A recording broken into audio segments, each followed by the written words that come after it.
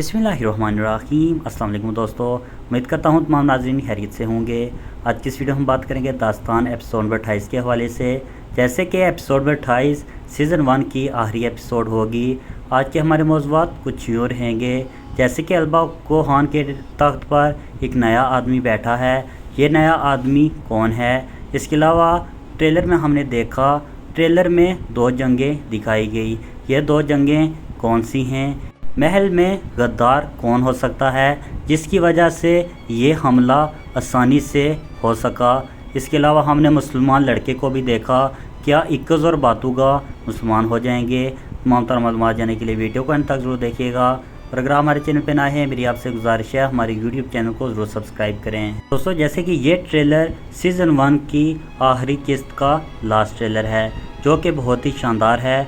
Trailer में हमने देखा अल्पा कोहान के तख्त पर एक नया आदमी बैठा है। यकीनी तौर पर ये चीनी शहंशाह है, जिसने अल्पा कोहान की वफ़ात के बाद, जैसे कि ट्रेलर में हमने देखा, अल्पा कोहान और काया को नहीं दिखाया गया, जैसे कि उनकी मौत हो गई होगी। इसी तरह चीनियों ने अल्पा कोहान के तख्त पर हमला कर लिया। जैसे कि ये हमला इतना आसान नहीं था, जिसमें काया के ख़ास आदमी ने इनकी मदद की होगी, जिसकी वजह से वो बाआसानी महल में दाखिल हो गए। जैसे कि ट्रेलर में 2 जंगें दिखाई गई।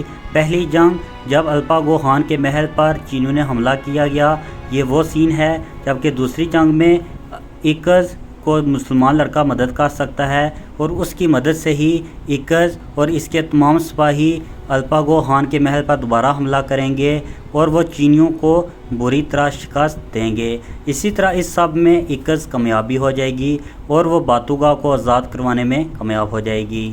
और ऐसे भी मुमकिन है इक्कज़ और बातूगा इस्लाम भी कबूल कर लें। यकीनी तौर पर मेरा ये एनालिसिस आपको अच्छा लगा होगा। क्या आप चाहते थे कि दास्तान का सीज़न ख़त्म हो? कमेंट सेक्शन में अपनी राय का इज़हार ज़रूर कीजिएगा।